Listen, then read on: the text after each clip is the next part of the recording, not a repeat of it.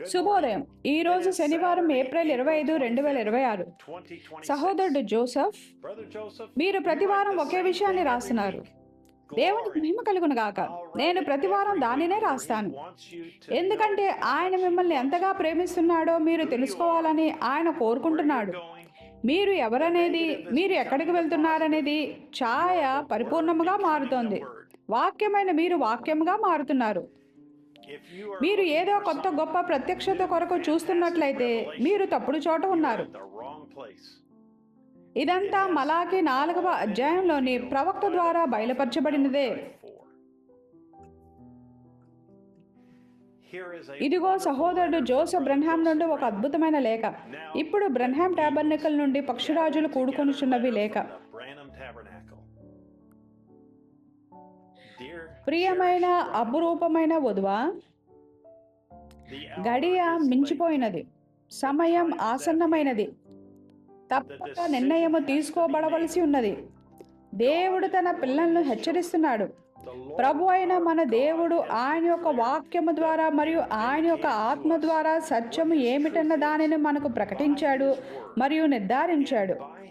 శక్తి చేత కాదు, బలము చేత కాదు, కానీ నా ఆత్మ చేతనే అయ్యున్నది మరియు నీ వాక్యమే సత్యమై ఉన్నది. యేసుక్రీస్తు నిన్న నేడు మరియు నిరంతరము ఒకటే రీతిగా ఉన్నాడని ఆయన తన వధువుకు క్షుణ్ణంగా నిర్ధారించాడు. ఈ గడియ యొక్క వర్తమానము మరియు వర్తమానికుడు ఒకటేనని ఆయన మనకు చూపించి మరియు బయలుపరిచాడు. వాక్యములో దాచబడి ఉన్న మర్మములన్నింటినీ ఆయన మనకు బయలుపరిచాడు. ఆయన యొక్క పరిశుద్ధాత్మ ద్వారా ఆయన మనకు దానిని రుజువు చేశాడు. మన మనసులలో, హృదయములలో లేదా అంతరాత్మలలో ఒక్క ప్రశ్న అయినా లేదు.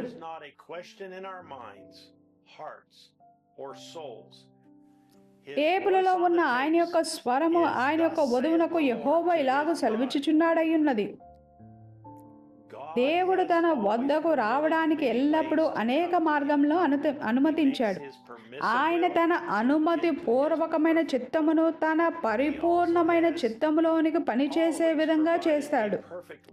అయితే ఆయన ఎల్లప్పుడూ ఆయన యొక్క పిల్లల కొరకు ఒక పరిపూర్ణమైన చిత్తమును మరియు పరిపూర్ణమైన మార్గమును కూడా ఏర్పాటు చేశాడు.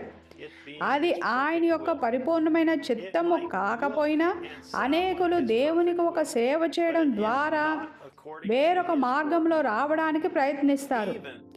అది చూడటానికి మరియు వినడానికి ఆయన యొక్క పరిపూర్ణమైన చిత్తములాగా అనిపించవచ్చును, కానీ అది వాక్య ప్రకారముగా ఉండదు. చివరికి ఒక గొప్ప వ్యక్తి, తాజాగా అభిషేకించబడిన వాడు, సాక్షాత్తు దేవుని సన్నిధి నుండే వస్తున్నవాడు, దేవుని కొరకు ఒక కార్యమును చేయాలని ప్రత్యక్షత పొందుకున్నాడు మరియు దేవుని కొరకు దానిని చేయగోరాడు, కానీ అతడు కలిగి ఉన్న ప్రత్యక్షత తప్పై ఉన్నది. మనలో ప్రతి ఒక్కరము ఆయన చేత ఏర్పాటు చేయబడిన పరిపూర్ణమైన మార్గమును కనుగొనవలసి ఉన్నాము. నిజముగా అభిషేకించబడి సాక్షాత్తు దేవుని సన్నిధి నుండే తాజాగా వస్తూ ఒక ప్రత్యక్షత కలిగి ఉన్న ఒక వ్యక్తియే దేవుని యొక్క పరిపూర్ణమైన చిత్తంలో లేనప్పుడు మనము ఆయన యొక్క పరిపూర్ణమైన చిత్తంలో ఉన్నామా లేదా అనేది మనకు ఎలా తెలుస్తుంది? దానిని ఖచ్చితంగా తెలుసుకోవడానికి ఒకే ఒక్క మార్గం ఉన్నది మరియు దేవుడు ఆ మార్గమును తన వధువు కొరకు ఏర్పాటు చేశాడు. స్వయంగా దేవుని యొక్క స్వరమే ఈ సంగమునకు మరియు టేపులలో వింటున్న మీ అందరికీ మరియు అప్పుడును ఇప్పుడును ప్రపంచవ్యాప్తంగా ఇతర ప్రాంతములలో అనుసంధానము ద్వారా వింటున్న ప్రజలకు దీనిని చెప్పినది. ఆయన చెప్పేదానిని చాలా జాగ్రత్తగా వినమని మరియు దానిని అస్సలు తప్పిపోవద్దని ఆయన మనకు చెప్పాడు. ఆ ప్రకారమే నేను యేసుక్రీస్తు నామంలో దీనిని చెప్తున్నాను. మీరు ఒక్కదానినైనా కలపకండి, తీసివేయకండి, మీ స్వంత ఆలోచనలను దానిలో పెట్టకండి. ప్రభు అయిన దేవుడు ఏమి చేయమని ఆజ్ఞాపించాడో సరిగ్గా దానినే మీరు చేయండి, దానికి ఏది కలపకండి. ప్రసంగించేవారు వాక్యమును ప్రసంగించకూడదని, బోధకులు వాక్యమును బోధించకూడదని, లేదా సంఘ కాపరులు లేక ప్రవక్తలు తాము దేనిని చేయడానికి పిలువబడ్డారో దానిని చేయకూడదని ఆయన చెప్పలేదు. మరియు దాని భావము అది కాదు. వారు దానిని చేయవలసి ఉన్నారు, నేను దానిని చేయవలసి ఉన్నాను. దానిని చేయడానికి మనం పిలువబడి మరియు నియమించబడ్డాము. అయితే మనము ప్రజలకు ఈ వర్తమానమును మరియు వర్తమానికుడిని చూపించవలసి ఉన్నాము మరియు నొక్కి చెప్పవలసి ఉన్నాము. ఉన్నాము. ఏలయనగా ఇది మన దినము కొరకైన వాక్యమై ఉన్నది. అయితే మనమందరము ఒక నిజమైన అభిషేకముతో అభిషేకించబడి ఆయన యొక్క పరిశుద్ధాత్మతో ఒక తాజా ప్రత్యక్షతో నింపబడి మరియు ఆయన యొక్క చిత్తమునకు వెలుపల ఉండటం అనేది జరగగలదని ఆయన మనకు స్పష్టంగా చెప్తున్నాడు.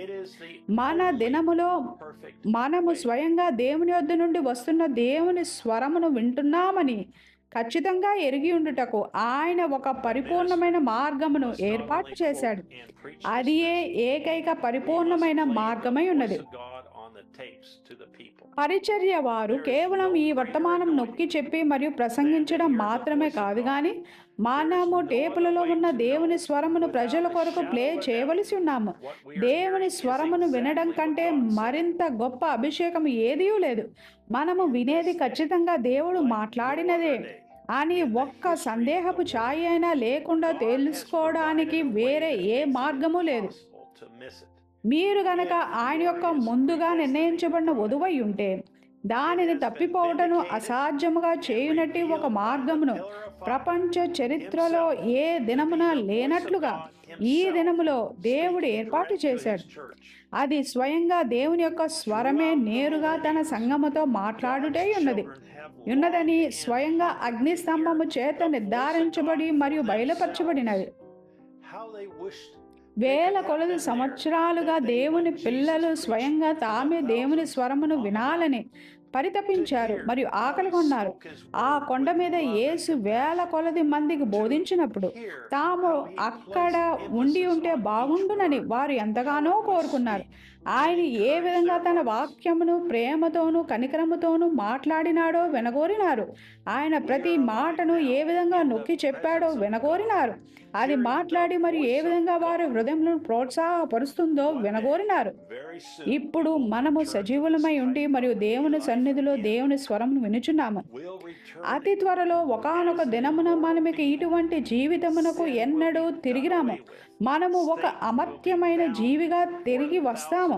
పాపము ఇక ఉండదు. 1000 సంవత్సరాలు సాతానుడు బంధించబడి ఉంటాడు మరియు ప్రభువైన మన దేవుడు మనకు అనుగ్రహించినట్టు ఈ భూమి మీద మనము జీవిస్తాము. మనము 100% పరిపూర్ణమై ఉన్నాము. మనము ఇంతకంటే సంతోషముగా మరియు ఇంతకంటే తిరుగులేని వారిగా ముందెన్నడూ లేము. మనము ఆయనతోనూ ఆయన యొక్క వాక్యముతోనూ ఒకటై ఉన్నాము. మనము ఆయన యొక్క వాక్యమై ఉన్నాము.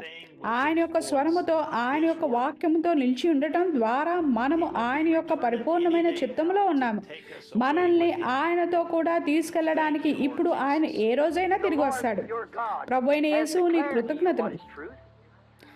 సత్యం ఏమిటో ప్రభువైన మీ దేవుడు మీకు ప్రకటించాడు.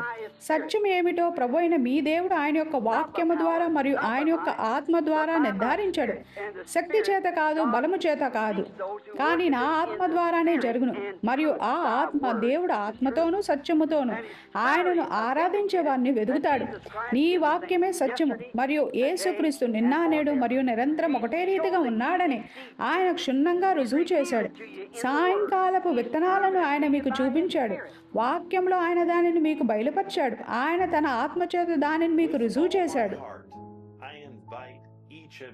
ఆయన యొక్క స్వరము ఆయన యొక్క 7వ దూత వర్తమానికుని గుండా మాట్లాడి మరియు మనకు దేవుని చిత్తము కాకుండా దేవునికి ఒక సేవ చేయడానికి ప్రయత్నించుట 65-07-18 అనే వర్తమానమును అందించడాన్ని వినడానికి జెఫర్సన్విల్ కాలమానం ప్రకారంగా మధ్యాహ్నం 12 గంటల సమయమప్పుడు ప్రపంచవ్యాప్తంగా మేము ఐక్యమవుతుండగా వచ్చి మాతో చేరమని మీలో ప్రతి ఒక్కరిని నేను నా హృదయపూర్వకంగా ఆహ్వానిస్తున్నాను. సహోదరుడు జోసెఫ్ బ్రెన్హామ్.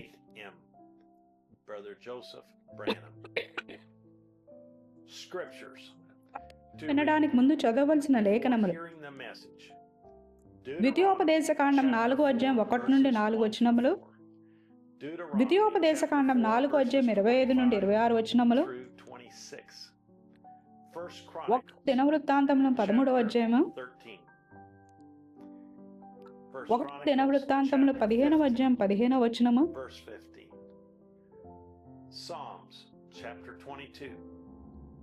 కీర్తనలు 22 పరిశుద్ధ మార్కు 7:7 verse యోవేలు 28, 2వ అధ్యాయం 28వ వచనము, chapter 3, ఆమోసు verse 7, 3వ అధ్యాయం 7వ వచనము, Malachi, మలాకి 3వ అధ్యాయము, chapter 3, పరిశుద్ధ St. మత్తయి Matthew, 11వ అధ్యాయం 1 chapter నుండి 11, 15 వచనములు, verses 1 through 15, 1 1 కొరింథీలు Corinthians, 13వ అధ్యాయం 1వ chapter వచనము. 13, verse 1. Until మరలా next కలిసేంత time, వరకు దేవుడు God మిమ్మల్ని bless you దీవించును కాక. and మరియు shalom. Shalom. I just wanted to remind you that if you subscribe and hit the bell, that when we upload the scripture reading for the tape on Sunday, you will be notified, and it'll be titled Trying to Do God a Service Without Being the Will of God, number 65-0718M.